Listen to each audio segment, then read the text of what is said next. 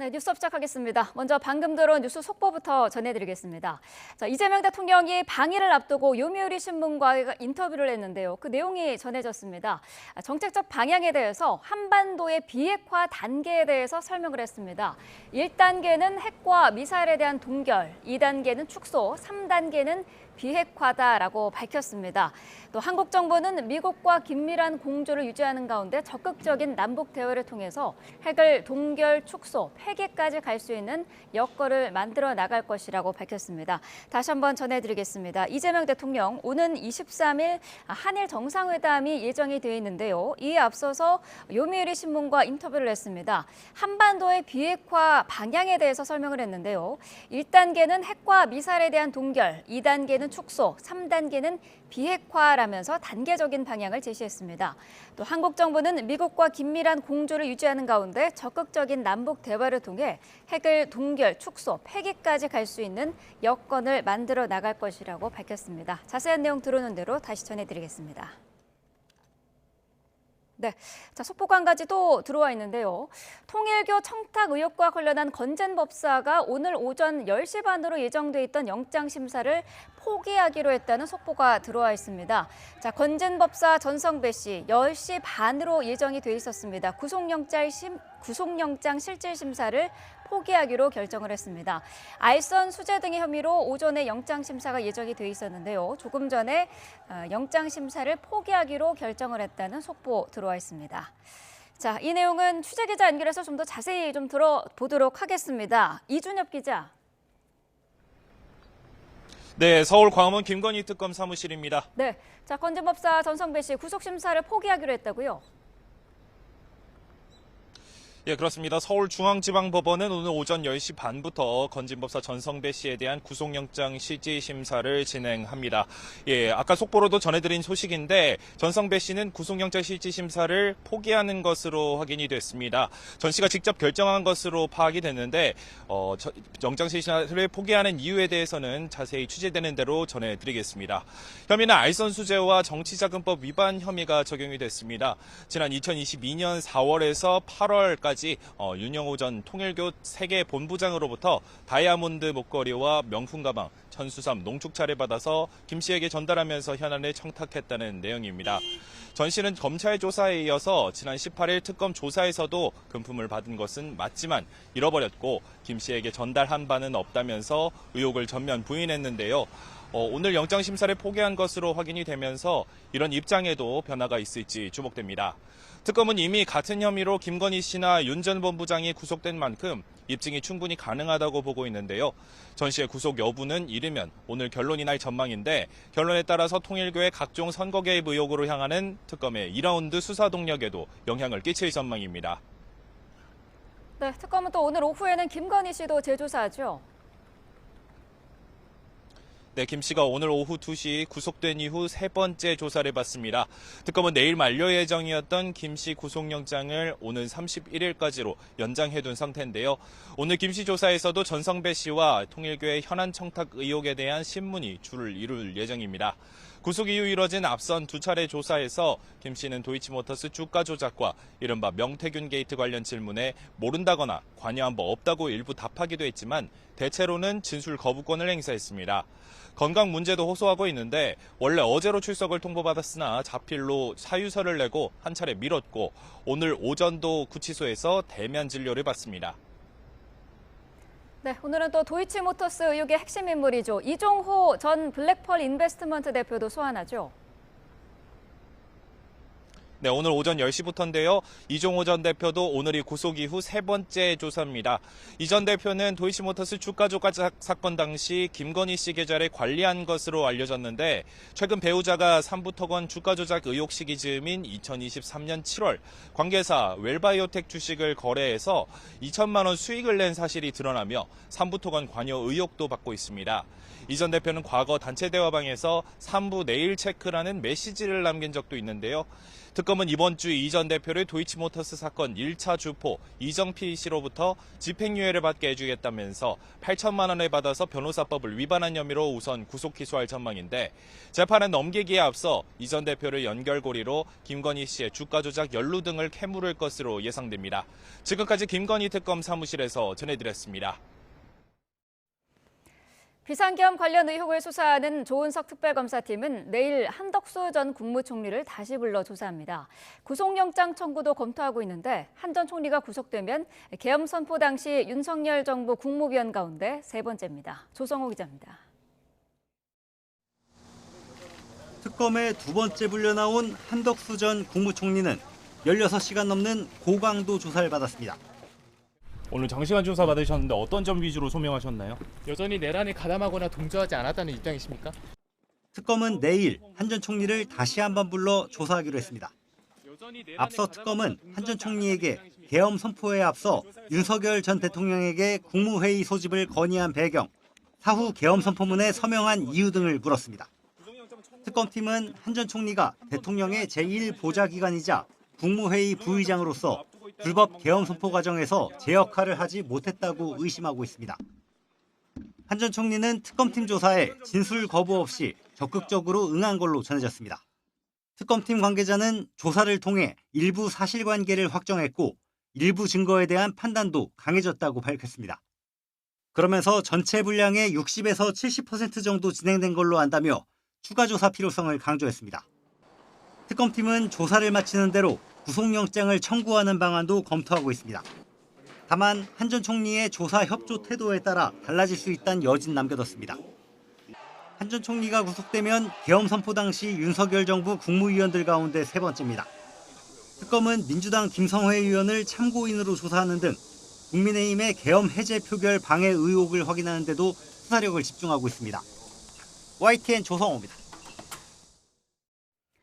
윤석열 전 대통령 측이 김건희 특별검사팀의 체포영장 집행을 문제 삼으며 고발장을 냈습니다. 특검 수사의 부당함을 강조하려는 모양새인데 윤 전 대통령에게 민사적 책임까지 묻겠다는 시민들의 움직임은 더 커지고 있습니다. 신기혜 기자입니다. 윤석열 전 대통령 측이 김건희 특별검사팀의 두 번째 체포영장 집행을 문제 삼으며 고발했습니다. 고발 대상은 민중기 특검과 문홍주 특검보, 혐의는 불법 체포와 독직 폭행 등입니다. 지난 7일 이뤄진 두 번째 체포영장 집행에선 앞선 집행과 달리 물리력이 동원됐습니다. 하지만 윤 전 대통령의 강한 저항에 부딪혔고 결국 무산됐습니다. 피의자가 완강하게 거부하였고 피의자의 부상 등이 우려된다는 현장의 보고를 받고 9시 40분 집행을 중단하였습니다. 당시 변호인들은 거세게 반발하며 법적 대응을 예고했었습니다. 젊은 사람들이 10여 명이 달라붙어서 앉아있는 대통령을 양쪽에서 팔을 끼고 다리를 붙잡고 대통령이 땅바닥에 철석 바닥에 떨어지는 그런 사태까지 발생을 했습니다. 다만 실제 집행에 참여한 구치소 관계자들은 이번 고발 대상에서 빠졌습니다.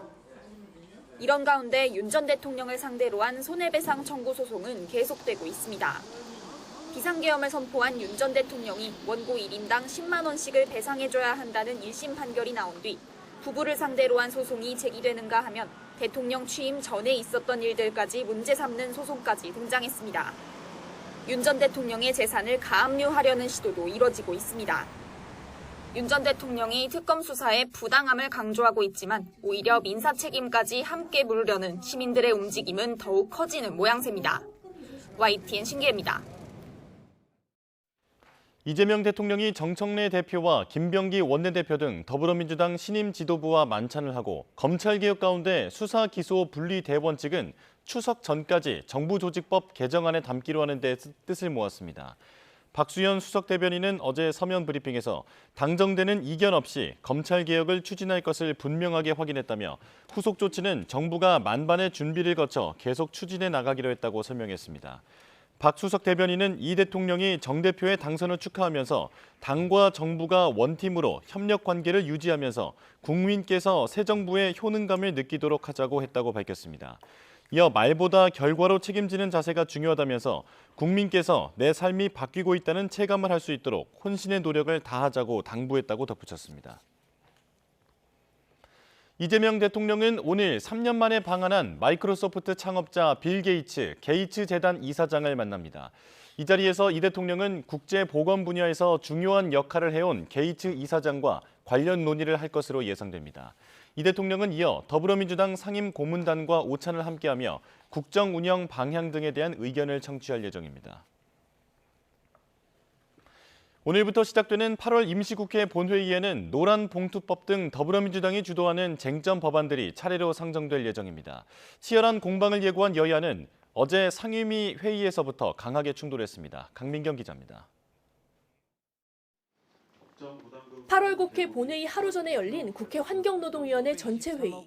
국민의힘은 때를 놓칠세라 본회의 상정을 앞둔 노조법 2, 3조 개정안, 이른바 노란봉투법을 테이블 위에 올렸습니다.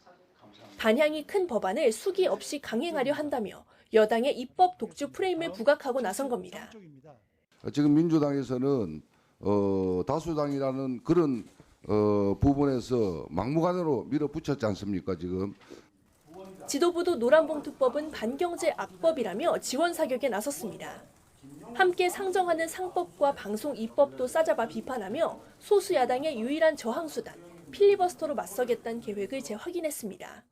방송장악법과 반경제악법에 대해서 끝까지 필리버스터로 대응하도록 하겠습니다. 물론 압도적 의석수의 민주당은 기다릴 만큼 기다렸다며 강행 처리 방침을 굽히지 않고 있습니다. 일방 독주 지적에는 그동안 대화의 손짓을 뿌리친 건 국민의힘이라고 맞받았습니다. 막무가내 식으로 퇴장하는 분들이 누군데 그렇게 얘기를 함부로 하는 게 아닙니다. 24시간마다 필리버스터를 무력화하며 오는 25일까지 쟁점 법안 처리를 마무리하겠다는 계획도 그대로입니다. 민주당이 검찰, 사법, 언론, 3대 개혁 추진 동력을 확보하기 위해 거침없는 입법 드라이브를 건다는 해석도 나옵니다. 입법 효능감을 구심력으로 지지층 결집을 유도해 결과적으로는 여론의 호응을 얻기 위해서란 겁니다. 그리고 이 나라를 정상화시키는 과정을 국민들께 보여드리는 게 결국 지지도를 상승시키는 일이다. 하지만 민주당의 의도와 정반대로 일방 독주 이미지가 더 강해질 수 있는 위험도 분명 존재합니다. 국민의힘이 벼르고 있는 지점이기도 한데 본회의가 열리는 기간 야당의 여론전을 얼마나 잘 막아낼 수 있을지가 지지율 회복에 성패를 가를 걸로 보입니다. YTN 강민경입니다. 국민의힘은 당사 압수수색 저지에 연일 총력전을 펴는 동시에 야당 탄압을 고리로 여론전에도 화력을 쏟고 있습니다. 이재명 대통령 측근으로 꼽히는 김용 전 민주연구원 부원장 보석 석방을 두고도 비판 목소리를 높였는데 민주당은 정치검찰의 조작 수사를 바로잡는 차원이라고 맞섰습니다. 박정현 기자입니다. 김건희 특검의 압수수색 영장 만료를 앞두고 당사에서 기자간담회를 자청한 송원석 비대위원장. 영장에 기재된 범죄 사실 가운데 어떤 것도 당원 가입과 관련 있는 내용은 없다면서 당원 명부 압수수색은 사실상의 검열 시도라고 협조할 수 없다는 뜻을 거듭 분명히 했습니다. 그런 논리라면 20대 대선 당시 민주당 경선 과정에 신천지가 개입했다는 의혹도 같이 규명하라고 역공을 폈습니다. 국민의 정치적 활동과 일상생활을 감시하겠다는 이재명식 빅브라더 정치라고 생각합니다. 김어준이 제기한 신천지 전대 개입 의혹부터 진상 규명해 봐야 되지 않겠습니까? 김용 전 민주연구원 부원장의 보석 석방을 두고는 대통령 측근 구하기라고 날을 세웠습니다. 조국 윤미향부터 면죄부 행렬이 줄줄이 이어진다며 사법부가 권력에 무릎을 꿇은 상징적 장면이라고 지적했습니다. 다음은 정진상, 이화영입니까? 대한민국을 면죄부 공화국으로 만들 작정입니까? 민주당 의원들과 지지자들은 교도소 정문에서 김 전 부원장을 맞이하며 엄호에 나섰습니다. 대법원이 무죄 취지로 사건을 돌려보내 다시 재판을 열어야 한다고 목소리를 높였습니다. 정치검찰들이 희생되신 동지들이 아직 많이 남아있습니다. 이화영 부지사 접견도 하고 왔는데 굉장히 힘든 시간들을 보내고 계십니다. 이 동지들을 위해서 함께 싸우겠다는 말씀드립니다. 지도부 역시 일제히 환영의 뜻을 전했습니다. 정치검찰의 조작 수사와 억지 기소를 바로잡는 첫걸음이 될 거라며 검찰개혁 필요성을 재차 강조했습니다. 이재명 죽이기 정치 공작으로 억울하게 희생된 피해자다 생각합니다.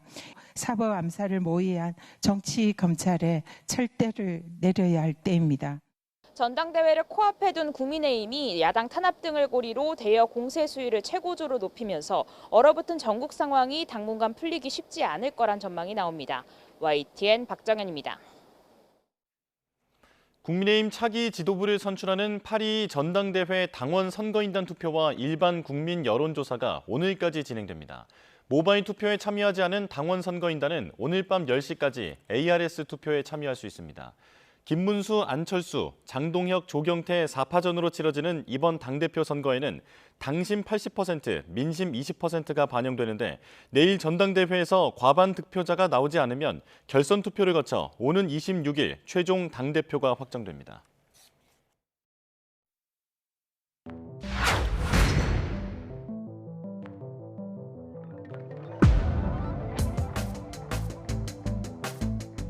앉자마자 첫 일성이 내가 죽어버려야 내 남편이 살지 않겠습니까? 이렇게 묻는데 더 이상 제가 꼬치꼬치 캐묻고 하는 그런 상황은 아니었죠. 김 여사는 지금 삶과 죽음의 경계선상을 왔다 갔다 하는 그런 상태를 보시면 됩니다.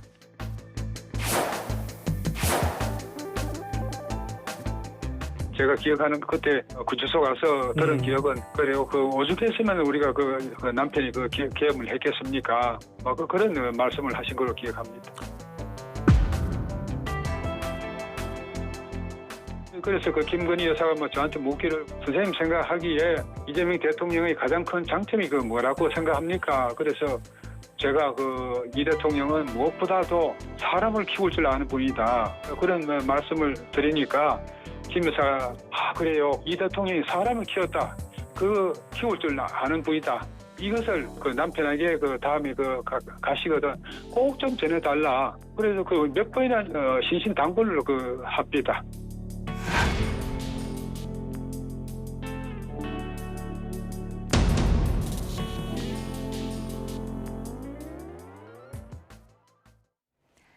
네, 전국 이슈 자세히 짚어보겠습니다. 이동학 전 더불어민주당 최고위원, 이창근 국민의힘 하남을 당협위원장과 함께하겠습니다. 어서 오십시오. 안녕하세요. 안녕하세요. 네.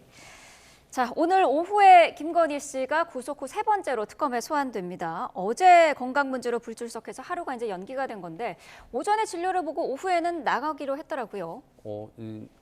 이제 어쨌든 나와가지고 특검으로부터 계속해서 조사를 받는 어떤 그런 모양을 보이지 않으면 네. 자신 스스로가 굉장히 불행해지는 그런 결과를 초래할 것이다라는 거 하는 것은 알고 있는 것 같습니다. 그런데 나와가지고 실제로 이 검사들이 묻는 질문 이런 것들에 대한 답을 할 것인가? 그 부분에 대해서는 좀 의문이 있습니다. 왜 그러냐면 본인 스스로가 했었던 말들이 다 거짓말로 또 드러나고 그것이 또 불리한 진술이 됨으로 인해서 본인 재판에 굉장히 이 악영향을 끼치는 그런 결과를 계속 초래하는 모습이거든요. 네. 그러니까 그런 차원에서 보면 변호인들도 그렇고 본인 스스로도 그렇고 이 말을 하지 않는 것이 낫겠다 이런 생각을 계속 하지 않을까 그런 생각을 갖습니다. 네, 모른다, 기억 안 난다. 대부분 답변을 거부한 것으로 지난 조사 때는 그렇게 확인이 됐었는데 오늘도 그렇게 전략을 찾겠죠?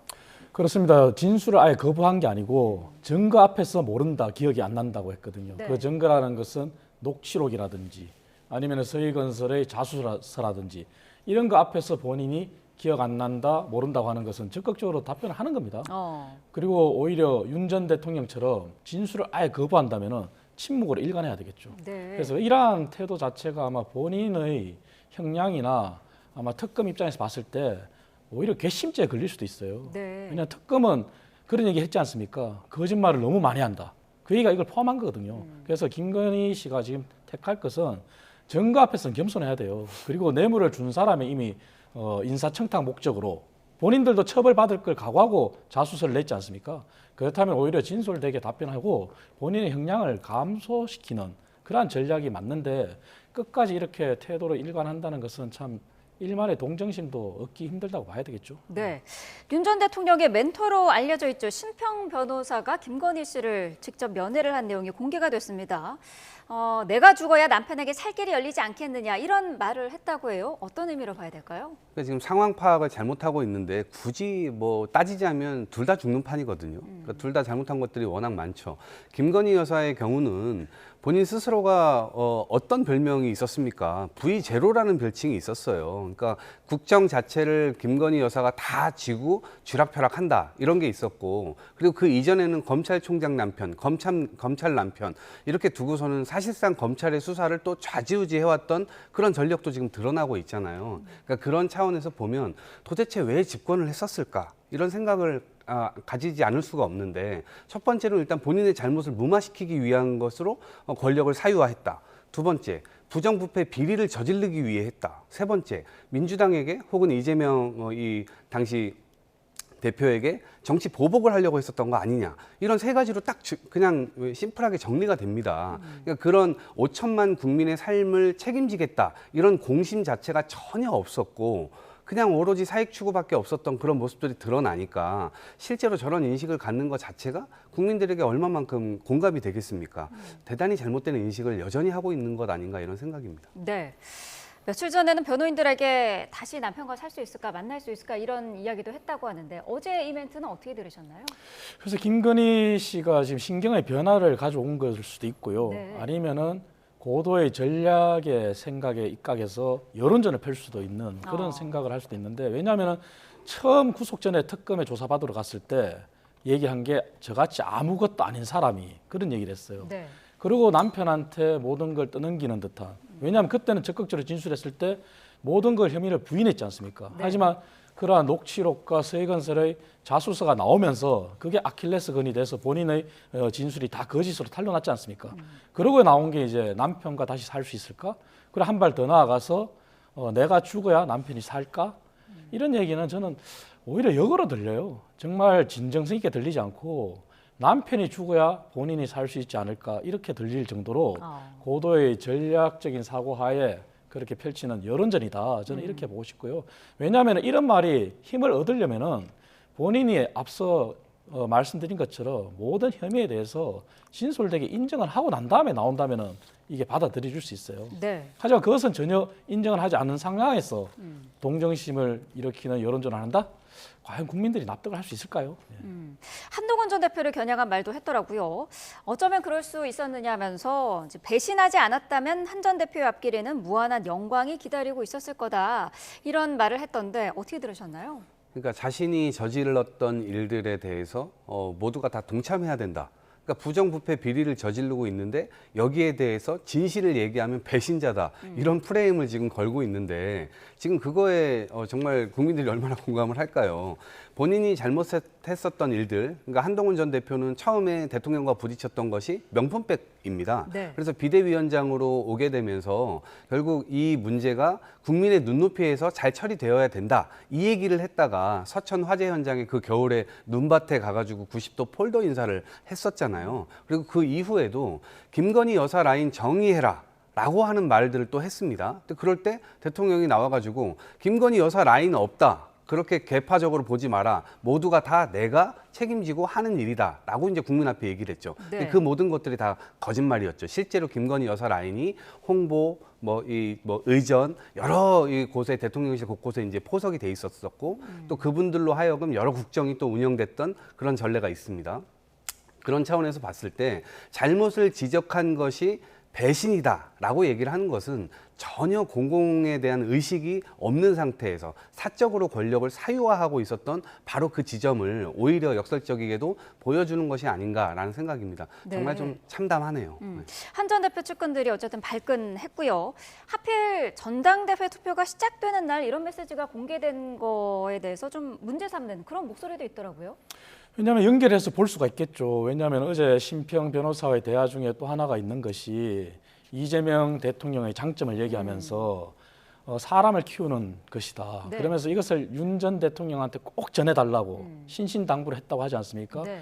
그리고 한동훈 전 대표 얘기를 연결해서 본다면 그 사람이라는 게 과연 뭐겠습니까? 그런 것을 전해달라는 것은 일각에서 주장하는 윤 어게인, 그것을 받아들이는 거라고 봐야 되지 않겠습니까? 그렇다면 한동훈 전 대표가 당의 혁신 미래를 얘기하면서 지지하는 상식적인 사람, 거기에 대해서는 반대하는 것과 마찬가지겠죠. 그리고 윤 어게인을 외치는 사람에 대해서 지지를 보내는 거라고 볼 수 있지 않겠습니까? 네. 그래서 어제의 어떤 면담도 사실은 비공개로 해도 충분한 거예요. 그런데 비공개가 아니라 공개적으로 했고, 그리고 심평 변호사는 SNS에 글을 올린 거에 더 나아가서 언론까지 출연해서 김건희 씨와의 대화를 속속들이 자세하게 소개했지 않습니까? 네. 그래서 이러한 부분들을 봤을 때는 아직까지 윤 어게인이 가능하다고 생각하는 것 같아요, 저는. 그래서 네. 전당대회에 영향을 미치려고 한다, 그렇게도 우리가 볼 수 있는 거죠. 최고위원께서 어떻게 보세요? 그러니까 일단 윤석열 전 대통령에 의해서는 수많은 구구파들이 양산이 됐죠.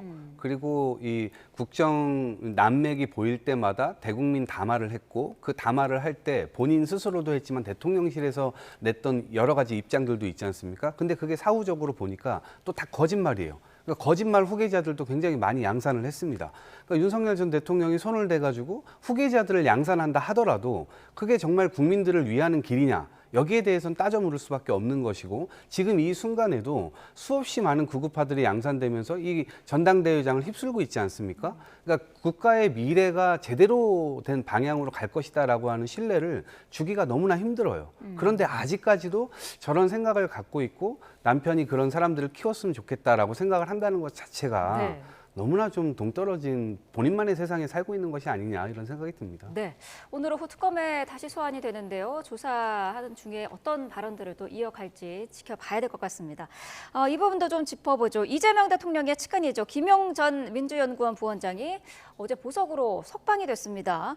민주당은 정치검찰에 억울하게 희생된 피해자다라고 했고, 국민의힘은 면죄부 공화국이냐 이렇게 비판을 하고 있는데 어떻게 보셨나요? 그러니까 대장동이라고 하는 그 개발 과정에서 수많은 비리가 있었을 것이다라고 해가지고 검찰이 사실상 특정해놓고 이재명 이 당시 대표를 공격을 했었던 겁니다. 네. 그런데 사실은 이것은 오히려 세금을 더 아끼는 그런 결과를 나타냈고, 그리고 그 과정에서 오히려 50억 클럽, 곽상도 의원 전 아들이 50억을 받아가지고 그런 일들도 있었고요. 또 전 성남시장이 국민의힘 출신의 성남시장이 구속되기도 했고요. 이런 여러 가지 건들을 보게 되면 검찰이 너무나 어거지로 민주당 쪽을 향해서 공격을 한 것이 아니냐. 그리고 그 과정에서 21년도 5월달, 6월달 이런 것들을 검찰이 특정해가지고 이때 돈을 받았다라고까지 이제 이야기를 했던 겁니다. 근데 그것이 사실상 이 김용 전 부원장의 구글 타임라인, 그때 어디 있었는가, 그 검찰이 특정했던 그 시간에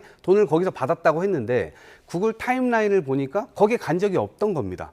더군다나 특정했던 그 날짜 모두가 다 비껴가 있었습니다. 그렇기 때문에 이것은 하나의 유동규 씨의 어떤 증언만을 그대로 증거 삼아가지고 검찰이 한 건데 재판부가 이걸 다 그냥 배척을 했단 말입니다. 그래서 이런 측면에서 억울한 측면이 있고, 돈을 받은 적이 없는데 한 사람의 증언만으로도 이 범죄를 저지른 것으로 완전히 뒤집어 씌웠다라는 생각을 하고 있는 것이기 때문에 네. 이 부분에 대해서는 대법원에서 무죄 취지 파기환송을 해야 된다. 그래서 정말 진실이 무엇인가에 대한 재판을 다시 열어야 된다. 이런 것이 이제 민주당의 입장입니다. 네, 재판 다시 해야 된다, 무죄 선고해야 된다라는 언급을 하셨는데 어떤 입장이실까요? 그건 아니죠. 대장동 사건은 아직까지 진행 중이라고 봐야 됩니다. 물론 이재명 대통령도 재판과 관련해서 모든 재판이 중지됐기 때문에 그래서 지금 잠시 멈춰 있는 건데요.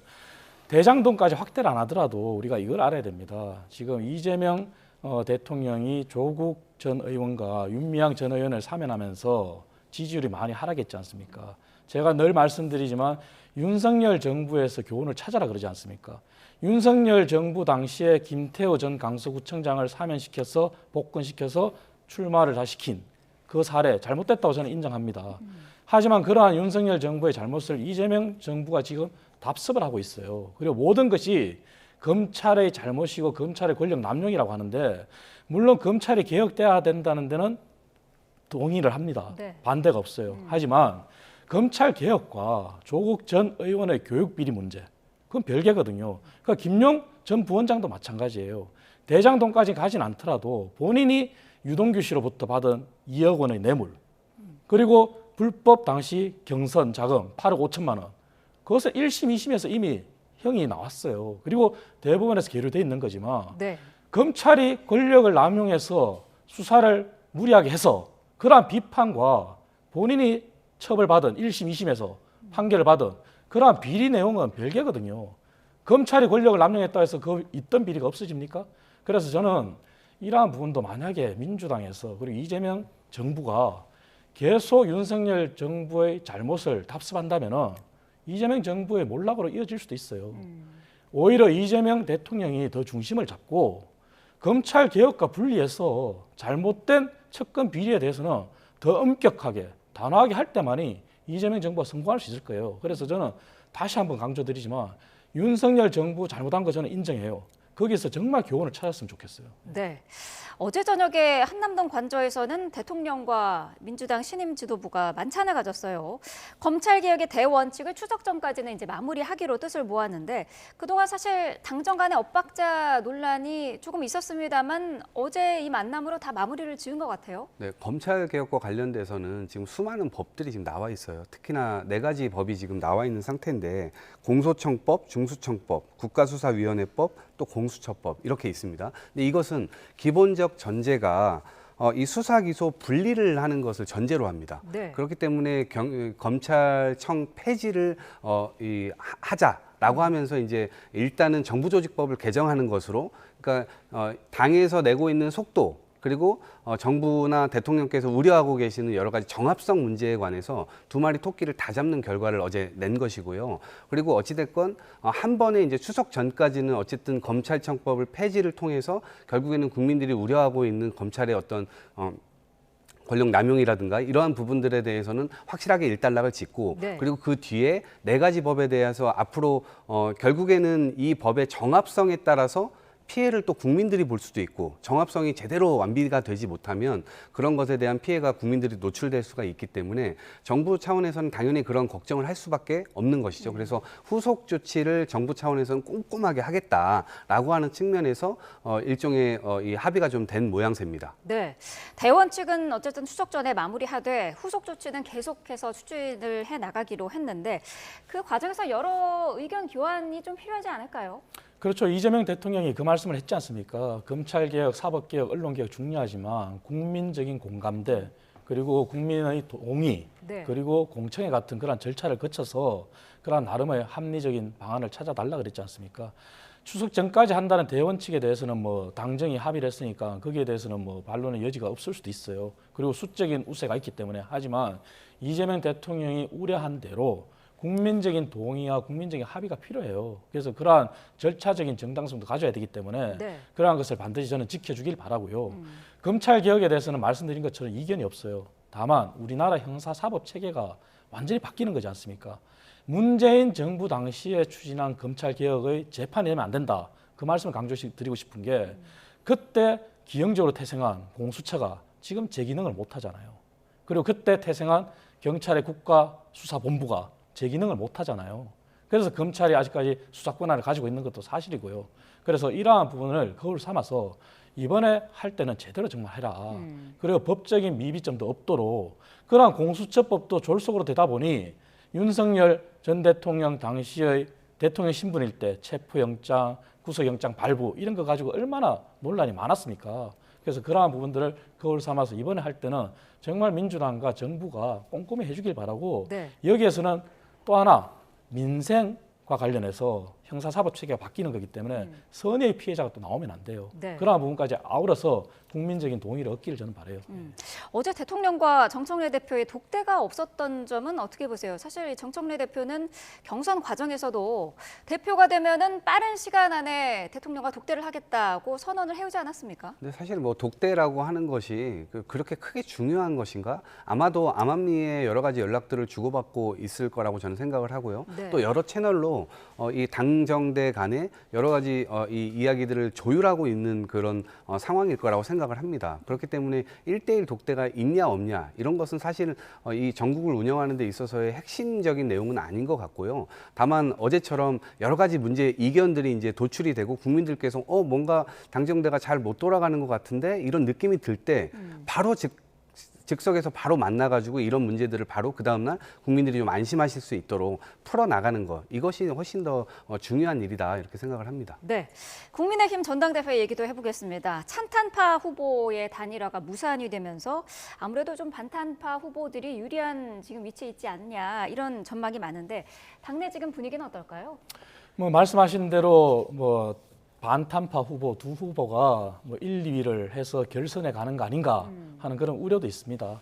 그리고 또 한 일각에서는 결선 없이 이럴 바에는 차라리 한 명의 후보가 그냥 과반을 차지해서 끝내는 게 오히려 낫다. 네. 이런 우려도 있어요. 그것은 참 저희로서는 정말 한탄할 그런 얘기죠. 왜냐하면은 결선을 가든 결선을 가지 않든 당의 간판은 반탄파가 될 거라는 그러한 전제지 않습니까? 그래서 다만 최고위가 있습니다. 네. 최고위 후보가 누가 당선이 되느냐가 중요한데 최고위 중에서도 당에 대해서 혁신을 하고 미래를 가자고 하는 그런 후보들이 있어요. 그래서 그런 후보들이 지도부에 합류해서 그래도 반탄 후보였던 당대표와 그리고 혁신을 주장하는 최고위 후보가 당선이 돼서 함께 정말 조화로운 그런 얘기를 해서 국민들의 신뢰를 얻는 그런 방향으로 갔으면 하는 그러한 의견도 존재해요. 그래서 결과는 최종적으로 열어봐야 되겠지만 네. 지금 국민의힘은 이번 전당대를 거치면서도 얼마나 많은 비난을 받았습니까? 그래서 이러한 것들도 우리 후보들이 명심하고 전당대 이후에는 정말 변화된 모습을 국민들한테 보여드려야 될 것이다. 그런 말씀 드리고 싶어요. 네, 당 대표는 어쨌든 지금 반탄파 후보가 유리한 그런 상황인데 말씀하신 것처럼 최고위에 누가 들어가느냐에 따라서 당의 모습이 좀 달라질 수도 있을까요? 그렇습니다. 왜냐하면 최고위에서 만약에 정말 당의 혁신을 얘기하고 윤 전 대통령 부부의 전행에 대해서 네. 가감 없는 비판을 하고 그리고 반성을 하는 후보가 된다면은 아무리 당 대표가 별도의 선거에서 대표가 된다고 하더라도 최고위 자체는 집단 지도 체제거든요. 네. 그래서 거기에서 건전한 목소리를 낸다면 그리고 그러한 토론의 모습을 보여주는 것이 오히려 국민들한테 국민의힘이 정말 달라지려고 발버둥 치는구나 이렇게 보일 수 있는 거거든요. 만약에 그게 아니라면은 그냥 한 목소리 나오지 않겠습니까? 여전히 그냥 저희들이 반성 없이 윤 전 대통령을 옹호하고 윤 어게인을 외친다면은 국민들이 동의할 수 있을까요? 그래서 저는 최고의 후보가 누가 당선되느냐에 따라서 분명히 달라지는 목소리는 나올 수 있다. 저는 그렇게 봅니다. 네, 민주당 입장에서는 어떤 의견이실까요? 지금 원외인 후보들이 많잖아요. 이제 그런 상황에서 더군다나 윤어게인을 외치고 있는 그런 후보들이 굉장히 많고요. 근데 여기에서 실제로 탄핵을 찬성했었던 후보들이 그래도 한 2~3명 정도 껴있는데 이들이 과연 다 올라가서 실제로 최고위에서 견제를 할 수 있을 것인가 이런 것들이 이제 관전 포인트인데 지금의 이 돌아가는 모습들을 보게 되면 전한길 씨가 계속해서 조명을 받고 있고요. 특히나 뭐 지금 특검 수사를 받게 되면서 김문수 후보는 아예 당사에서 지금 자리를 틀고 앉아서 사실상의 선거운동을 당사에서 그냥 아주 편하게 하고 계시거든요. 이제 그런 모습들을 보게 되면 전반적인 흐름 자체가 윤어게인 방향으로 가는 거 아니냐. 그러면 찬탄파 후보들도 결국 이번에서 3명 정도가 다 들어간다라기보다는 1명 정도가 겨우 들어가는 수준으로 결과가 나오지 않냐. 그러면은 실제로 최고위가 벌어지게 될 때 한 사람의 어떤 이 스피커로 과연 견제가 가능하겠는가. 그리고 네. 국민의 보편적 인식 중앙값으로 당을 견인하는 데 있어서 대단히 큰 한계를 보여주지 않겠냐. 이러한 걱정이 이제 좀 드는 것이고요. 이번에 당원들이 과연 얼마나 투표를 할 수 있을까. 그리고 많은 당원들이 투표를 한다면 찬탄파 후보들이 그래도 국민의 건강한 상식을 좀 그래도 지지하는 그러한 층에 힘입어서 당선이 좀 더 늘어날 수도 있을 텐데 그렇지 못할 경우에는 오히려 찬탄파 후보들이 다 떨어지는 결과를 보일 수도 있다. 이런 생각을 해봅니다. 네, 친한계의 표가 어디로 갈지도 관심인데 어제 한동훈 전 대표가 조용한 상식의 힘을 보여달라라고 이제 했더라고요. 이걸 가지고 누구를 지지하는 거냐 여러 가지 이야기가 나오고 있는데 어떻게 보고 계세요? 그거는 뭐 친한계로 알려졌던 한지아 의원을 통해서 증명이 됐죠. 뭐 굳이 이름을 말한다면 조경태 후보죠. 하지만 그럼에도 불구하고 지금은 당원 투표가 80%가 들어가요. 한동훈 전 대표가 아무리 이렇게 하더라도 열세인 것은 맞습니다. 그래서 과연 열세인데 얼마나 아름다운 패배를 하느냐 하는 것도 하나의 관전 포인트거든요. 네. 그 얘기는 찬탄파 후보 중에 결국 당의 혁신과 개혁을 바라는 그런 후보들이 얼마만큼의 득표율을 올렸느냐. 그것이 아마 중요한 포인트일 거예요. 그것은 설사 패배를 하더라도 패배했지만 지속적으로 건전한 목소리를 낼 수 있는 분위기가 형성되느냐 마느냐로 네. 이어지거든요. 그래서 오늘까지 투표니까 끝까지 봐야 되겠지만 투표율이 과연 지난 전당대회보다 높을까 하는 그런 의구심도 있어요. 네. 왜냐하면 저희가 23년, 24년을 거치면서 윤석열 전 대통령, 당시엔 대통령이었죠. 그러나 청와대 대통령실의 출장소라는 얘기를 들으면서까지 저희들이 당이 급격히 종속되는 모습을 보이다 보니까 투표율이 급격히 하락했어요. 네. 50%가 넘던 투표율이 2024년도에는 48%로 떨어졌고 그리고 이번에 이렇게 소외받는 상황에서 당원들 중에도 건전하게 생각하는 당원들이 어차피 결정 났는데 투표를 하면 뭐 할까 이런 생각을 하는 분도 있을 것 같아요. 네. 그래서 투표율도 관건이지만 어쨌든 반탄, 찬탄 후보 구도 속에서 건전하게 당의 개혁을 바라는 사람들이 얼마나 득표율을 얻어갈까. 네. 그것이 하나의 관전 포인트라고 봅니다. 개혁신당 이준석 대표가 안철수 후보를 지원 사격을 했더라고요. 이 부분은 좀 변수가 될까요? 어떻게 보세요? 큰 변수가 되지 않을 거라고 생각합니다. 우선 이 얘기는 왜 나왔냐면 네. 국민의힘 그 토론회, 후보자들 토론회 간에 이 홍준표 전 시장과 이준석 전 대표 둘 중에 누구를 입당시키겠냐, 재입당을 시키겠냐, 복당을 받아야 된다면 누구를 받겠냐라고 하니까 나머지 후보자들 3명은 홍준표 전 시장을 입당시켜야 된다라고 얘기를 했고 안철수 후보만 이준석 전 대표를 입당시켜야 된다 이렇게 얘기를 했거든요. 그런 차원에서 이제 이준석 이 전 대표가 이 부분에 대해서는 안철수 후보와 사이가 별로 안 좋았잖아요. 그런 차원에서 그런 것들을 칭찬하면서 용기가 필요하다 이런 얘기들을 했는데 이미 개혁신당으로 분리가 되면서 상당히 많은 당원들이 빠져나간 상태입니다. 네. 그런 상황에서 지지표를 많이 모으기는 어려울 것으로 생각합니다. 네, 알겠습니다. 자, 국민의힘이 지금 현 비대위 체제로는 마지막 회의를 진행하고 있는데요. 현장으로 잠시 가보겠습니다. 정부 여당은 돌연 이를 불공정 계약이라며 정치적 선동을 가하고 있습니다. 원자력 전문가 출신인 한수원 사장은 감내하고도 이익을 남길만 하다라고 했습니다. 또한 이재명 대통령이 임명한 김정관 산업통상자원부 장관도 정상적으로 이루어진 계약이라고 밝혔습니다. 미국과의 중장기적인 원전 협력 관계를 구축한다면 결국 K원전의 마이너스보다 플러스가 훨씬 더 큰 계약이 될 것으로 전망이 됩니다. 만약에 이 협약이 불리한 협약이라고 한다면 3,500억 불 투자와 1,000억 불 구매에 자동차, 철강, 관세 폭탄까지 간 썰게 다 내준 이재명 정권의 관세 협상은 을사늑약이라 해야 되지 않겠습니까? 다음 주 한미 정상회담에 맞춰서 한국 원전 산업이 미국에 진출하는 원전판 마스가 협약이 체결된다는 보도도 나오고 있습니다. 정부 여당이 불공정하다고 주장하는 지난 1월의 합의에 따른 계약입니다.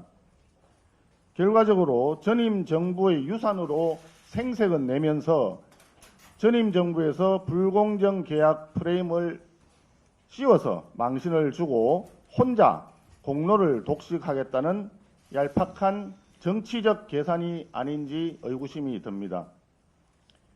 제발 얄팍한 정치 버리시고 굳건한 국익 챙기기에 앞장서 주시기 바랍니다.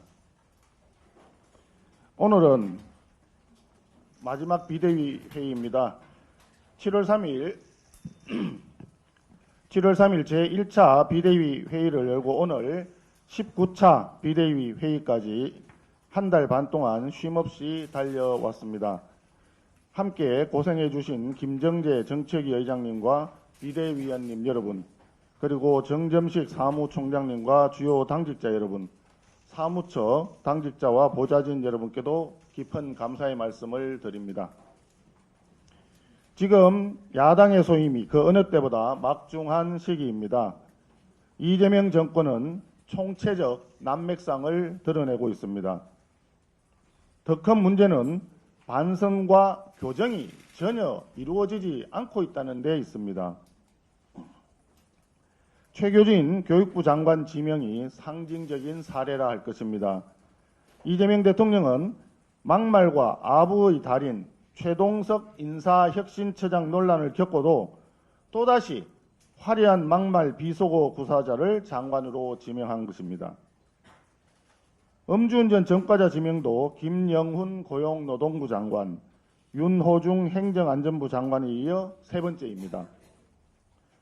계속되는 막말, 음주운전 장관 지명은 또다시 고장난 인사검증 시스템의 증거라 할 수밖에 없습니다.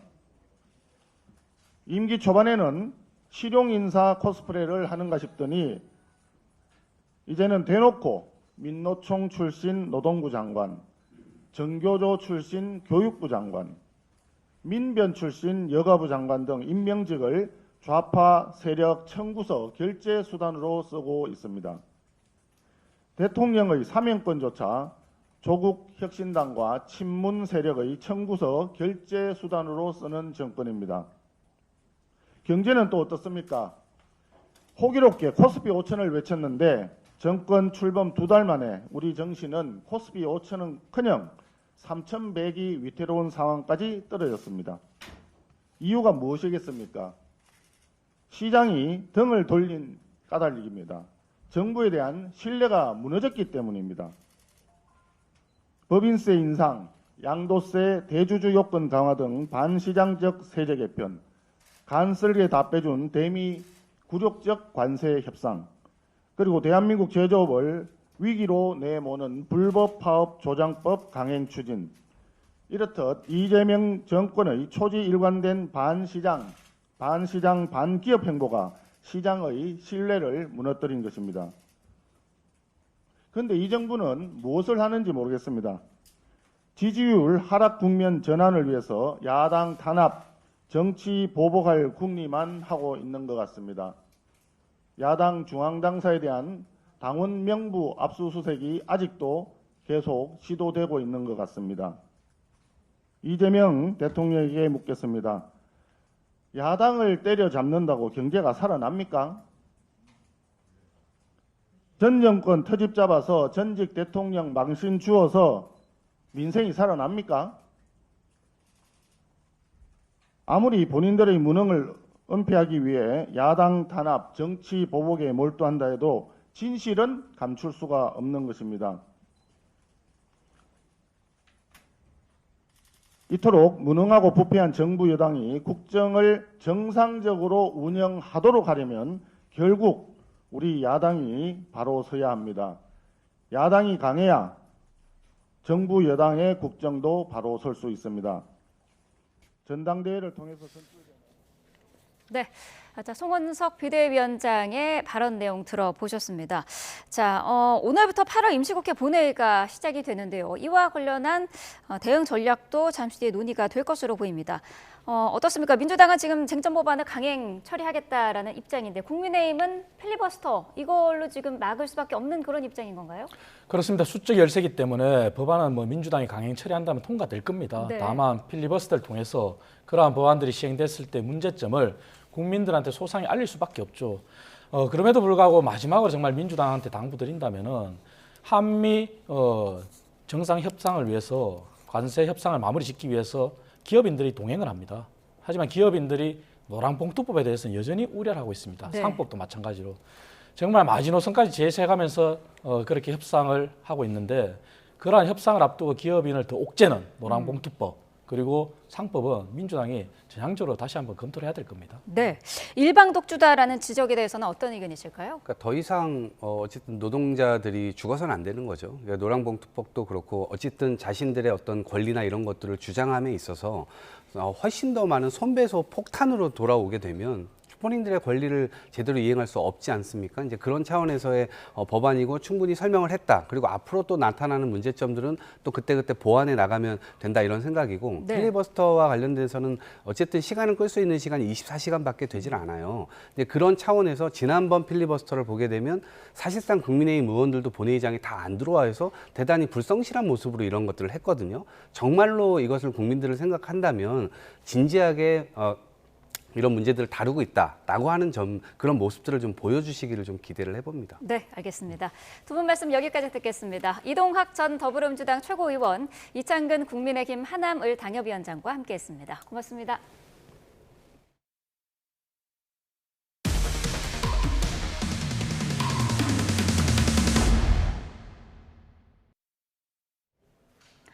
네, 지역 농협 모바일 뱅킹에서 위조 신분증을 이용해 피해자 모르게 수천만 원 대출이 이뤄진 사건을 YTN이 단독으로 전해드렸는데요.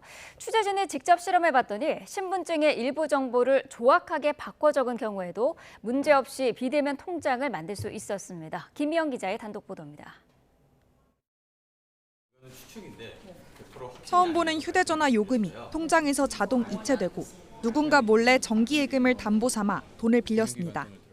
신분증 한 번 잃어버린 적 없지만 마이너스 통장이 만들어졌고 자신이 한 적 없는 입출금 거래까지 수차례 이뤄졌습니다. 농협 측은 위조 신분증에 의한 범죄인 것으로 보고 있는데 범행에 이용된 신분증은 일부 실제와 다른 정보를 담고 있었지만 비대면 거래 시스템에서 적발되지 않았습니다.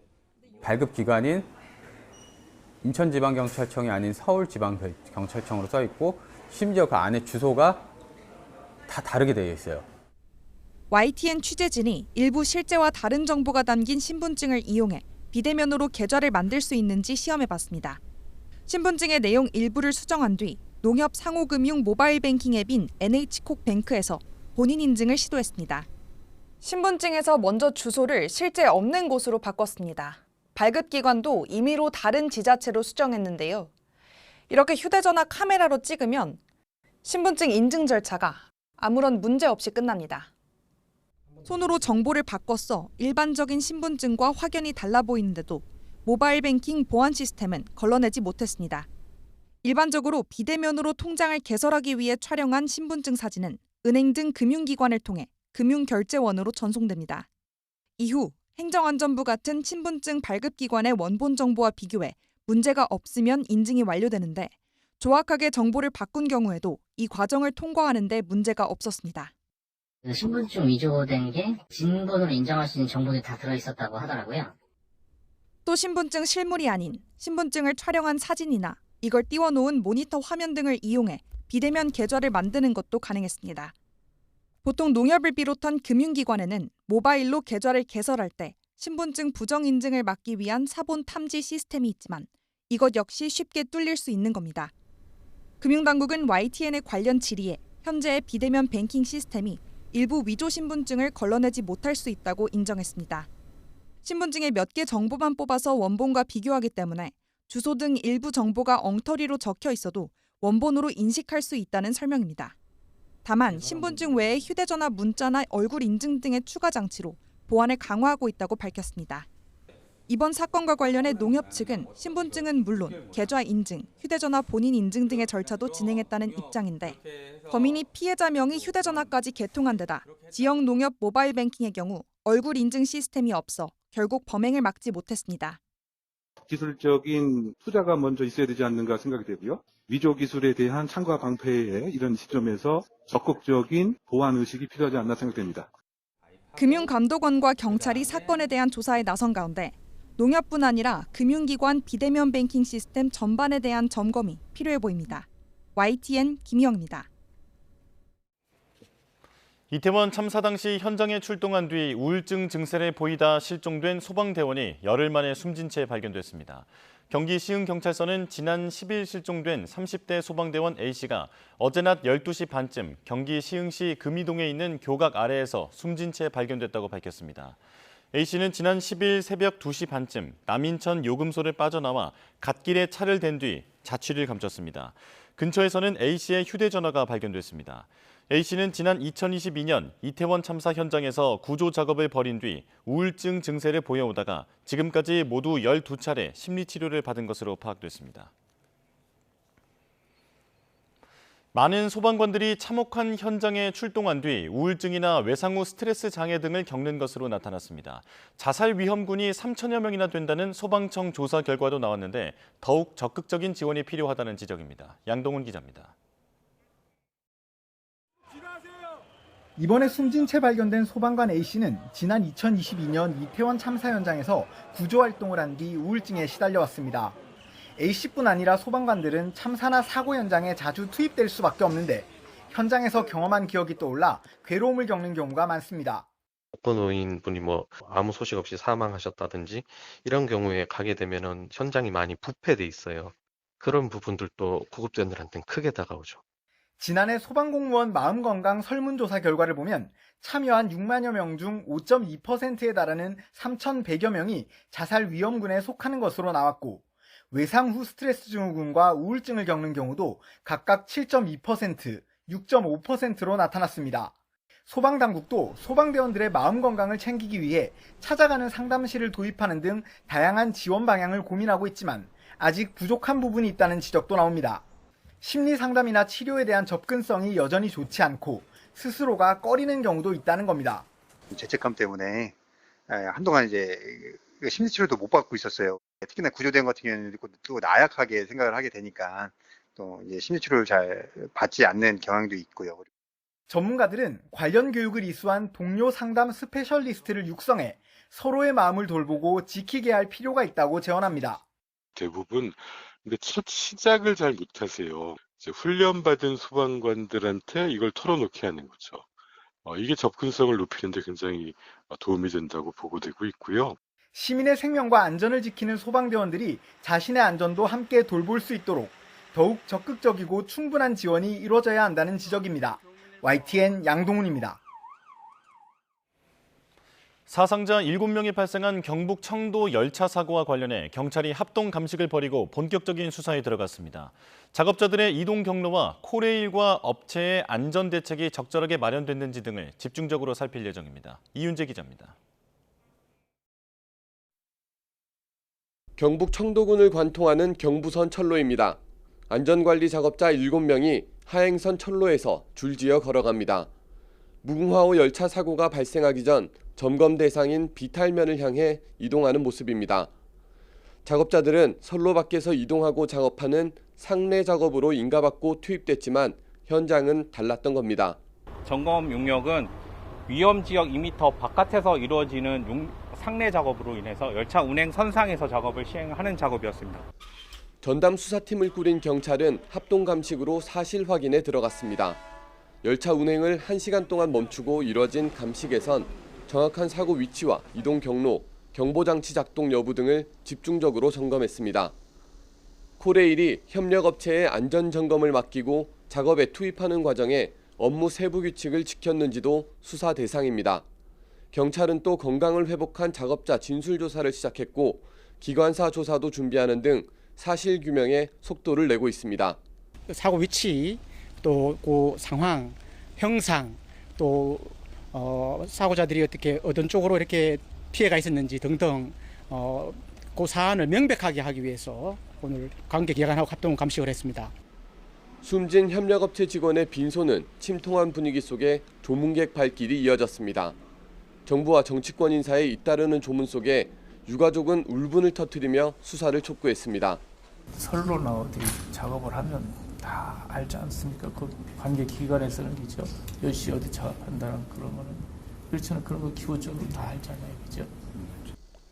경찰에 이어 검찰도 전담팀을 꾸렸고 정치권도 눈여겨보는 가운데 사고 원인을 밝힐 수사에 관심이 쏠리고 있습니다. YTN 이윤재입니다.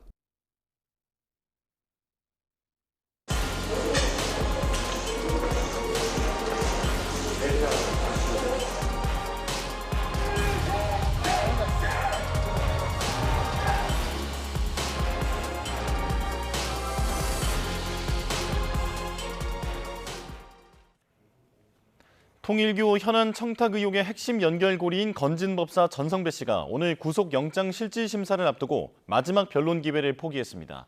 김건희 특별검사팀은 구속기간이 연장된 김건희 씨를 오후에 다시 불러 통일교 의혹과 관련해 조사합니다. 취재기자 연결해 알아보겠습니다. 이준엽 기자. 네, 서울 광화문 김건희 특검 사무실입니다. 네, 전 씨의 구속심사 소식부터 전해 주시죠. 네, 서울중앙지방법원은 오늘 오전 10시 반부터 건진법사 전성배 씨에 대한 구속영장 실질심사를 진행하는데요. 전 씨가 어젯밤 피의자 신문에 불출석하겠다는 의사를 유선으로 특검에 전달했습니다. 전 씨 측은 전 씨가 자신 때문에 여러 사람이 고초를 겪는 상황을 견딜 수 없고 당연히 자신도 잘못되어야 한다고 판단해 직접 결심했다고 전했는데요. 전 씨 구속영장에 적용된 혐의는 알선수재와 정치자금법 위반입니다. 지난 2022년 4월에서 8월 윤영호 전 통일교 세계본부장으로부터 다이아몬드 목걸이와 명품 가방, 천수삼 농축차를 받아 김 씨에게 전달하며 현안을 청탁했다는 내용입니다. 앞서 전 씨는 검찰 조사에 이어 지난 18일 특검 조사에서도 금품을 받은 것은 맞지만 잃어버렸고 김 씨에게 전달한 바는 없다며 의혹을 전면 부인했는데요. 전 씨가 구속신문을 포기하면서 이런 입장에도 변화가 생길지 주목됩니다. 전 씨의 구속 여부는 이르면 오늘 결론이 날 전망인데 결론에 따라 통일교의 각종 선거 개입 의혹으로 향하는 특검의 2라운드 수사 동력에도 영향을 끼칠 전망입니다. 네, 특검은 오늘 김건희 씨를 재조사하기로 했죠. 네, 김 씨가 오늘 오후 2시 구속된 이후 세 번째 조사를 받습니다. 특검은 내일 만료 예정이었던 김 씨 구속영장을 오는 31일까지로 연장해둔 상태인데요. 오늘 김 씨 조사에서도 전성배 씨와 통일교의 현안 청탁 의혹에 대한 신문이 줄을 이룰 예정입니다. 구속 이후 이뤄진 앞선 두 차례 조사에서 김 씨는 도이치모터스 주가 조작과 이른바 명태균 게이트 관련 신문을 받았습니다. 모른다거나 관여한 바 없다고 일부 답하기도 했지만 대체로는 질술 거부권을 행사했습니다. 건강 문제도 호소하고 있는데 앞서 원래 어제로 출석을 통보받았으나 자필로 사유서를 내고 한 차례 미뤘습니다. 오늘 오전도 구치소에서 대면 진료를 받습니다. 특검은 오늘 도이치모터스 의혹의 핵심 인물인 이종호 전 블랙펄 인베스트먼트 대표도 소환하죠. 네, 오늘 오전 10시부터인데요. 이종호 전 대표도 오늘이 구속 이후 세 번째 조사입니다. 이 전 대표는 도이치모터스 주가 조작 사건 당시 김건희 씨 계좌를 관리한 것으로 알려졌는데 최근 배우자가 삼부토건 주가 조작 의혹 시기 즈음인 2023년 7월 관계사 웰바이오텍 주식을 거래해 2천만 원 수익을 낸 사실이 드러나며 삼부토건 관여 의혹도 받고 있습니다. 이 전 대표는 과거 단체 대여방에서 3부 내일 체크라는 메시지를 남긴 적도 있는데요. 특검은 이번 주 이 전 대표를 도이치모터스 사건 1차 주포 이정필 씨로부터 집행유예를 받게 해주겠다며 8천만 원을 받아 변호사법을 위반한 혐의로 우선 구속 기소할 전망인데 재판에 넘기기에 앞서 이 전 대표를 연결고리로 김건희 씨의 이 주가 조작 연루 여부 등을 캐물을 것으로 예상됩니다. 지금까지 김건희 특검 사무실에서 전해드렸습니다. 네, 특검 수사 내용 이고은 변호사와 좀 더 자세히 짚어보겠습니다. 어서 오십시오. 안녕하세요. 네, 자 앞서 지금 전해드린 것처럼 건진법사 전성배 씨가 영장 실질 심사에 나오지 않기로 했습니다. 구속을 받아들이겠다라는 말까지 한 것으로 알려져 있는데 왜 이런 결정을 했을까요? 일단 피의자에게 영장 실질 심사를 포기한다는 것은 내가 구속될 가능성이 매우 높다라는 것을 받아들인다라고 생각하시면 됩니다. 영장 실질 심사 참석을 포기했는데 영장이 기각되는 경우는 굉장히 드뭅니다. 통상 이 영장을 기각시키기 위해서는 실질 심사 때 변호인과 피의자가 상당한 분량의 PPT랄지 의견서를 통해서 혐의 사실이 입증되지 않는다거나 아니면 증거인멸의 우려 내지는 도망의 우려가 없다라는 식으로 적극적으로 다퉈야만 이 기각의 가능성이 높아지는데요. 그런데 자신의 변호인을 통해서 현재 이 건진법사 전성배 씨가 영장 실질 심사를 포기한다는 것은 자신의 운명, 그러니까 이 구속영장이 발부될 가능성이 상당히 농후하다라는 것을 충분히 인지했기 때문이다라는 생각이 듭니다. 예. 이미 지금 건진법사가 받고 있는 의혹으로 관련된 사람이 구속영장 발부된 바가 있죠. 바로 윤영호 이 전 통일교 세계본부장인데요. 지금 윤영호 전 본부장 같은 경우에는 건진법사 전성배 씨를 통해서 김건희 여사에게 다이아몬드 목걸이와 샤넬백을 이 통일교의 현안 문제를 해결하기 위한 청탁의 수단으로 건넸다라는 혐의로 구속영장 발부된 바 있습니다. 윤영호 씨 같은 경우에는 상당 부분 혐의를 인정하기도 했고 수사에 적극적으로 협조했음에도 불구하고 영장이 발부됐다는 점에서 건진법사 전성배 씨는 자신이 혐의 사실을 부인하고 있는 점, 그럼에도 불구하고 공범이 구속된 점을 고려했을 때 아마 구속이 되리라는 점을 인지를 하고 영장 실질 심사의 권리를 포기한 것이 아닌가 싶습니다. 예, 지금 구속영장에 알선 수재 혐의가 나와 있었는데 그게 김건희 씨와는 공범으로 적시가 됐거든요. 그렇다면 통일교 현안 청탁 의혹 이 부분에 대해서는 상당 부분 진척이 있다 이렇게 볼 수 있을까요? 네, 그렇습니다. 지금 김건희 씨가 받고 있는 혐의 중에 하나죠. 알선수재 혐의 관련해서 이미 이러한 다이아몬드 목걸이 또 샤넬 고가의 가방을 주었다라고 이야기가 지금 나오고 있는 윤영호 씨에 대해서도 구속영장 이미 발부된 바 있습니다. 그런데 오늘 이 건진법사 전성배 씨에 대해서 구속영장까지 발부된다면 사실상 이 알선수재 혐의는 거의 입증된 거나 마찬가지일 가능성이 굉장히 높거든요. 예. 따라서 이 김건희 씨가 받고 있는 이 알선수재, 이 통일교 관련한 이 청탁 의혹에 대해서는 사실상 김건희 여사가 진술거부권 행사하거나 혐의를 부인한다 하더라도 오늘 전성배 씨 영장까지 발부된다면 더 이상 그 혐의를 좀 부인하는 것이 의미가 없는 그런 행위이지 않을까라는 생각이 듭니다. 예. 그런데 이렇게 구속영장 실질심사에서 마지막 변론을 포기하는 이런 지금 모습을 보면 어떤 심경의 변화가 있는 게 아닌가 이런 생각도 드는데요. 지금까지는 김건희 씨에게 전달된 것으로 의심되고 있는 샤넬백이라든지 그라프 목걸이 이런 부분들을 다 잃어버렸다고 얘기하지 않았습니까? 특검의 앞으로의 수사에서 좀 털어놓을 그런 가능성도 있지 않을까요? 저는 수사 단계에서는 입장을 좀 변경할 가능성이 좀 낮지 않을까라는 생각이 듭니다. 다만 이 재판 단계에 갔을 때는 번의에서 자백할 가능성도 있는데요. 왜 그렇게 제가 추측을 하냐면 물론 현재 이 영장 실질심사를 포기하면서 변호인을 통해 전달한 전성배 씨의 심경은요. 본인 때문에 여러 사람이 고초를 겪는 상황을 견딜 수 없고 내가 잘못되어야 한다라는 취지로 마치 자신의 잘못을 인정하고 반성하는 뉘앙스의 그런 소회를 밝히긴 했습니다. 네. 그렇지만 재판 단계를 가기 전까지는 구체적으로 특검에서 어떠한 자료까지 확보했는지를 피의자 신분인 전성배 씨가 확인할 수가 없거든요. 그런데 영장이 발부되면 짧은 시간에 기소 여부가 결정이 될 거고 기소가 되면 그때부터는 이 특검이 그동안 확보했던 모든 증거 관계를 다 확인할 수 있기 때문에 그것을 열람을 했을 때 더 이상 부인하는 것이 실익이 없고 나의 형량만 높인다라고 판단이 된다면 그때는 전성배 씨가 재판 단계에서는 자백으로 돌아설 가능성이 있지만 아직까지 증거 기록을 확인하지 못한 데다가 김건희 씨가 계속해서 혐의를 부인하고 있다는 것을 언론 보도를 통해서 알고 있는 이 시점에 수사 단계 때 전격적으로 이러한 의사를 변경할 가능성은 조금 낮지 않을까 싶습니다. 그렇군요. 자, 그리고 지금 건진법사 이 얘기에서 자주 이름이 거론되는 의원들이 있죠. 권성동 의원과 김기현 의원인데 그 앞서 구속된 통일교 윤 전 본부장은 권성동 의원에게는 금품을 전달했다라고 얘기한 바가 있고 그리고 최근에는 김기현 의원의 2023년 당대표 당선을 도왔다라고 진술한 것으로 알려졌습니다. 자, 그런데 국민의힘 당원 명부 압수수색이 지금 진척이 없는데 앞으로 특검은 어떻게 할까요? 네, 맞습니다. 지금 이 권성동 의원에게는 결국 정치자의 자금을 줬다라는 것이고 윤 전 본부장의 주장은요. 그리고 이 권성동 의원이 당대표 출마를 포기하자 그 다음에는 김기현 의원을 우리가 조직적으로 좀 도왔다라는 취지의 진술을 윤영호 전 간부가 하고 있습니다. 예.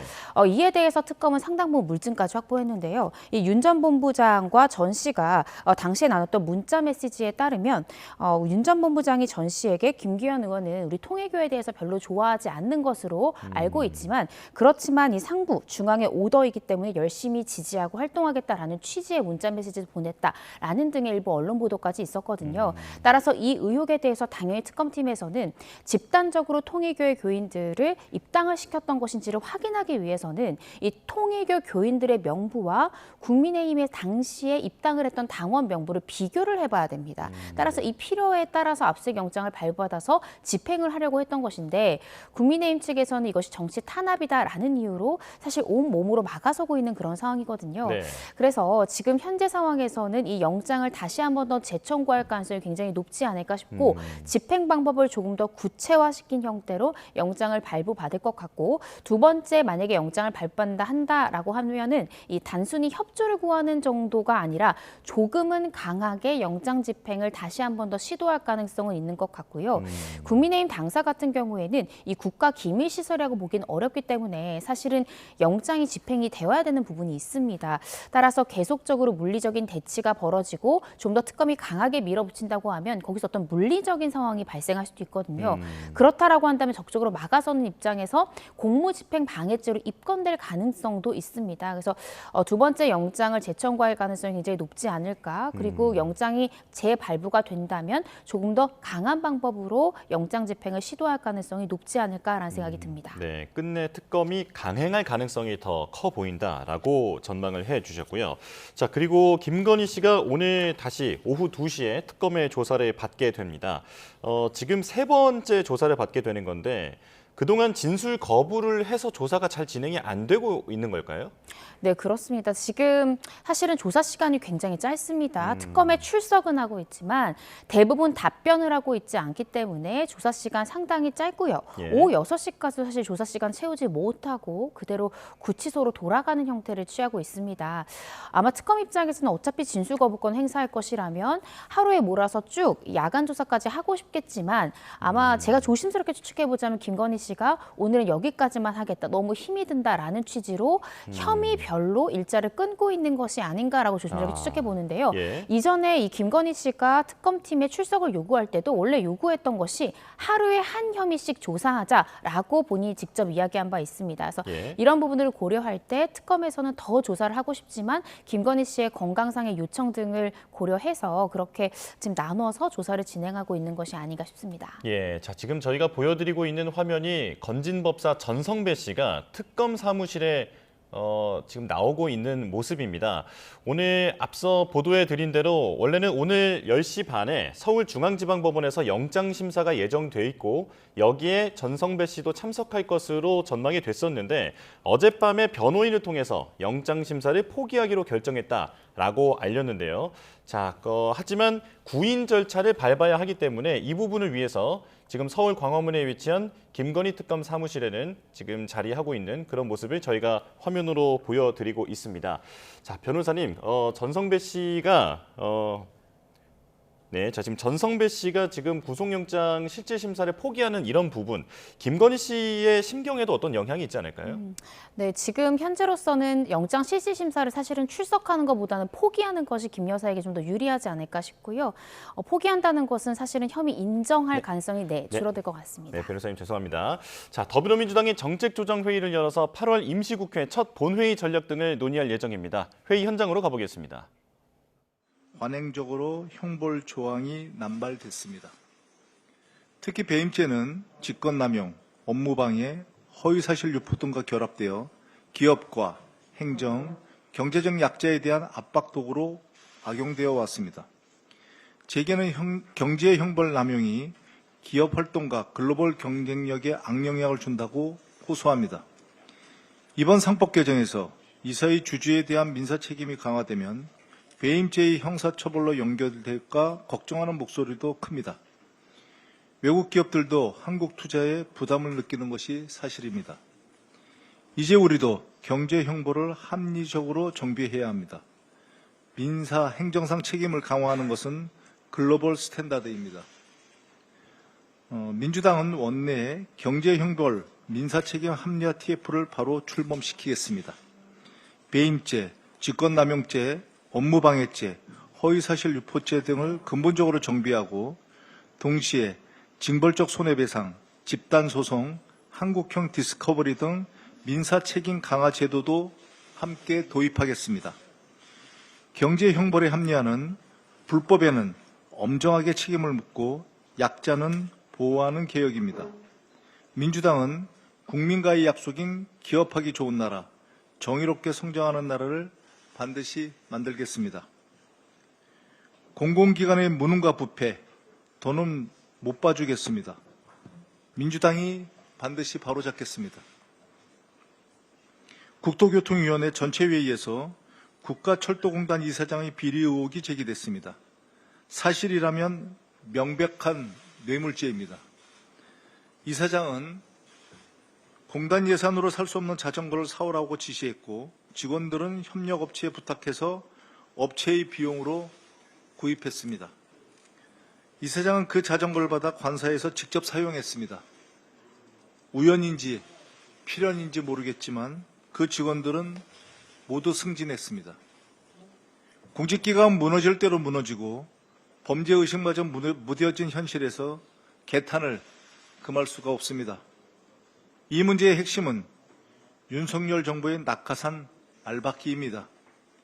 철도공단의 이사장은 국토부 관료이자 국민의힘 정무직 당직자 출신입니다. 민주당은 공공기관의 무능과 부패를 반드시 뿌리 뽑겠습니다. 인사 시스템을 근본부터 혁신해서 능력과 책임이 통하는 기관으로 바로 세우겠습니다. 윤석열 정부에서 알박기한 기관장은 스스로 옷을 벗기 바랍니다. 12.3 내란 이후 취임한 기관장이 53명에 달합니다. 특히 윤석열이 파면된 이후 임명된 사람만도 22명입니다. 후한무치도 이런 후한무치가 없습니다. 약속드린 대로 공공기관 운영법 개정안을 정기국회에서 통과시키기 위해 당력을 집중하겠습니다. 만약 국민의힘 소속 기재위원장이 방해할 경우 신속 처리 안건으로 지정하겠습니다. 이상입니다. 다음은 한정혜 정책위. 네, 더불어민주당 김병기 원내대표의 발언 듣고 왔습니다. 자, 정책조정회의를 열어서 8월 임시국회 첫 본회의 전략 등에 대해서 논의하는 자리였는데요. 배임죄 등에 대한 경제처벌을 합리화하는데 이런 부분들을 적극적으로 추진하겠다라고 요약할 수 있겠습니다. 자세한 소식은 들어오는 대로 전해드리겠습니다. 자, 그리고 수출 속보가 들어왔습니다. 지난 7일부터 한미 통상 합의에 따른 상호관세 15%가 적용된 가운데 8월 들어 어제까지 우리나라 수출이 반도체와 자동차를 필두로 호조세를 이어갔습니다. 관세청은 8월 1일부터 20일까지의 우리나라 수출액이 전년 같은 기간보다 7.6% 늘어난 355억 달러를 기록했다고 밝혔습니다. 품목별로는 반도체 수출액이 1년 만에 29.5% 늘었고 자동차도 21.7% 증가해 전체 수출 증가폭을 키웠습니다. 선박 수출도 1년 만에 28.9% 늘어났지만 석유 제품과 무선 통신기기 50%의 품목 관세를 받는 철강은 같은 기간 수출이 줄었습니다. 그리고 조금 전 개장한 증시 상황도 보겠습니다. 코스피가 3,140포인트 선에서 상승 출발하고 있습니다. 그리고 코스닥도 상승했는데요. 일단 코스피는 0.34% 오른 3,140.71포인트, 그리고 코스닥은 0.35% 오른 780.32포인트로 개장했습니다. 원달러 환율은 1.4원 내린 1,397원에 개장하고 있습니다. 증시 소식도 들어오는 대로 전해드리겠습니다. 그리고 김건희 특검 관련 속보가 들어왔습니다. 지금 오늘 오전부터 삼부토건 관계사인 웰바이오텍에 대한 압수수색에 나섰다라는 소식이 들어왔습니다. 자, 우크라이나 재건 사업을 이용한 주가 조작 등 사건과 관련해서 웰바이오텍 그리고 자회사 등 관계회사, 피의자들의 주거지 등 10곳에 대한 압수수색에 착수했다라고 김건희 특검이 전해왔습니다. 자, 삼부토건 주가 조작 사건에 관계되어 있는 것으로 웰바이오텍이 꾸준히 지목이 되어 왔었는데요. 이 부분에 대해서도 김건희 특검이 강제 수사에 착수하고 있는 것으로 보입니다. 자, 지금 이고은 변호사와 함께하고 있는데 이 부분 바로 짚어보겠습니다. 사실 웰바이오텍이라는 회사, 생소한 분들도 있을 텐데 삼부토건 주가 조작 관련 의혹과 관련해서는 오히려 웰바이오텍이 몸통이다라고 지목하는 곳도 있었거든요. 어떤 곳입니까? 네, 웰바이오텍이라는 회사는요, 이일준, 이 삼부토건 회장이 최대 주주로 있는 회사입니다. 따라서 이 삼부토건이라는 이 주가 조작 의혹의 핵심이 될 수 있는 회사다라고도 지목된 관계사다라고 이해하시면 될 것 같은데요. 이게 의혹을 지금 특검에서 수사를 하다가 발견된 것이 2023년 7월입니다. 이정호 전 이 대표의 부인 계좌를 이용해서 이 웰바이오텍 주식을 2억 원치를 매수하고요. 하루 만에 되파는데 얻은 수익, 이 차익이 2천만 원에 달한다라는 것을 발견을 했습니다. 예. 그러면서 특검에서는 혹시 이종호 전 대표가 김건희 여사가 어떤 정보, 이 웰바이오텍 관련한 정보를 주었기 때문에 이런 시세 차익을 얻을 수 있었던 것이 아니냐. 이 부분에 대해서 김건희 여사가 관련된 부분이 있지 않느냐라는 점을 현재 의심하고 있는 것이고요. 예. 이 때문에 이 웰바이오텍의 본사를 현재 압수수색하고 있는 그런 상황입니다. 예, 그렇다면 오늘 오후 2시에 김건희 씨를 불러서 조사를 하는데 이 내용도 질문을 할까요? 근데 그럴 가능성은 조금 낮을 것 같습니다. 그렇습니까? 이유는 현재는 압수수색을 하고 있지만 피의자에게 압수수색한 내용을 물어보려면 압수수색한 물건들을 가지고 와서 분석을 해야 되고요. 또 아마 본사를 압수수색했다는 것은 중요 PC 등에 대해서도 아마 압수수색해서 포렌식을 할 것인데 포렌식을 하는데도 최소 1, 2주 정도의 시간이 걸리기 때문에요. 압수물 분석을 모두 마친 이후에 김건희 씨에게 지금 이 웰바이오텍 주가 조작이라든지 아니면 이 시세 관련해서 이종호 씨에게 알려준 적이 있는지 이런 부분들에 대해서 아마 물어볼 것 같습니다. 예. 자, 김건희 씨가 특검에 구속된 이후에 지금 감성적인 발언을 지금 계속 연이어 하고 있는 것으로 지금 지인들을 통해서 알려지고 있습니다. 남편하고 다시 살 수 있을까? 다시 만날 수 있을까? 그리고 제가 죽어야 남편이 살 수 있지 않을까요? 라고 하는 발언을 했다고 하는데 이런 부분들도 어떤 전략의 일환으로 볼 수 있는 겁니까? 지금 김건희 씨와 또 윤 전 대통령 향한 수사는요. 어떻게 생각하면 기소라는 정답이 정해진 수사입니다. 따라서 김건희 씨가 기댈 수 있는 것은 자신과 윤 전 대통령을 지지하는 지지자들에게 호소하는 것밖에 남지 않은 것 같은데요. 특검의 수사에서는 모두 진술 거부하거나 혐의를 부인하면서 자신의 지인 내지는 변호사를 통해서는 심경은 모두 공개하고 발언 하나하나에 대해서 굉장히 상세하게 공개하는 것은 지지층의 결집을 호소하고 자신을 지지하는 사람들에게 감성적으로 나를 좀 도와달라, 끝까지 우리 좀 지지해달라라는 여론전을 위한 이 발언 공개가 아닌가 싶습니다. 네. 자, 그런가 하면 윤 전 대통령 측이 김건희 특검을 검찰에 고발했습니다. 그러니까 두 번의 체포 시도 그 부분이 무리했다라고 하는 건데 법리가 지금 어떻게 되는 겁니까? 네, 지금 현재 직권남용과 독직폭행 혐의로 2차 체포영장을 집행했던 특검의 이 관계자들에 대해서 지금 현재 고발을 한 것인데요. 그러면서도 그때 실제적으로 집행에 나섰던 교도소 인원들은 또 그 고소 대상에서 제외를 했습니다. 그러니까 이 체포영장을 집행할 때 나에게 굉장히 강한 물리력, 거의 폭행에 가까운 그러한 유형력을 행사를 해서 나를 끌어내려고 했고 그 과정에서 내가 다쳤다라는 점을 통해서 직권을 남용해서 특검도 체포영장을 무리하게 집행했던 것이고 그 과정에서 나는 굉장히 나의 의사에 반한 물리적 유형력을 행사당했기 때문에 이 부분은 독직폭행이다라고 주장을 하고 있는 것이고요. 사실 이러한 이 형사사건의 조치는 예정된 거였습니다. 2차 체포영장 집행 이후에 윤 전 대통령은 자신의 변호인과 접견을 통해서 당시 상황에 대해서요. 자신의 변호인을 통해서 이미 이야기한 바 있고 변호사는 당시에 양팔을 잡고 무리하게 끌어내려고 했고 그 과정에서 의자에 떨어지는 등 굉장히 많이 다쳤다라는 취지로 윤 전 대통령이 현재 그 당시의 상황에 대해서 묘사하기도 했고요. 당시에 민형사상 조치 모두 취하겠다라고 이야기를 했거든요.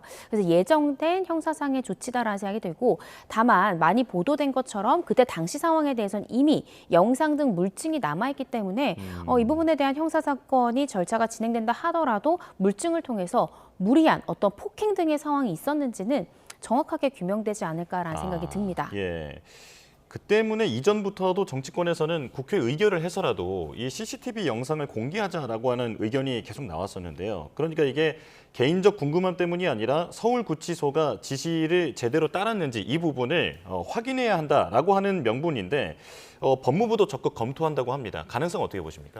현재 지금 민주당 측이 뭐 절대 다수이기 때문에 사실 국회 의결을 거친다라고 하면 공개가 될 가능성이 높을 것 같고요. 또 법무부도 적극적으로 협조하겠다라고 하면 저는 공개될 가능성이 조금 더 크지 않을까 싶습니다. 또 특히나 만약에 윤 전 대통령이 독직폭행 등으로 지금 특검 관계자들을 고소하지 않았더라면 그럴 가능성은 좀 낮아질 수가 있을 것 같은데 본인조차 그 과정이 폭력적이었다고 주장을 하기 때문에 결국 이 진실 규명을 위해서 이것이 공개될 가능성, 국민들의 알 거리를 위해서 공개될 필요성이 조금 더 높아졌다고 생각이 들거든요. 그래서 윤 전 대통령 입장에서는 이 영상이 공개된다 하더라도 본인에게 더 유리하다라고 판단을 했기 때문에 그렇기 때문에 독직폭행 등으로 고소에 나아간 것이 아닌가 싶습니다.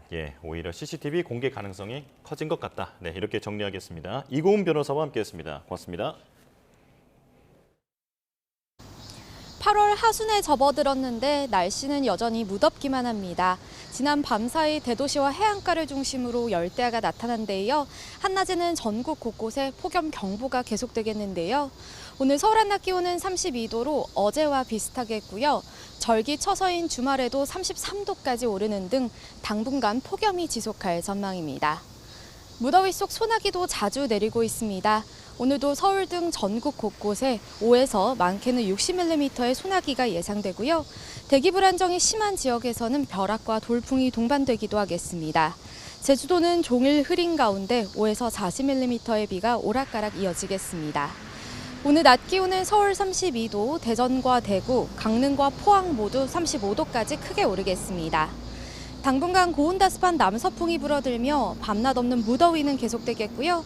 다음 주 화요일에는 중서부 지방에 비가 내리며 폭염이 잠시 주춤할 전망입니다. 습도 높은 무더위에 온열 질환과 식중독 위험이 계속되고 있습니다. 개인 위생 관리와 건강 관리 잘해주시기 바랍니다. 지금까지 YTN 원희다입니다. 네, 뉴스원 목요일 순서 마칩니다. 내일 다시 뵙겠습니다. 고맙습니다.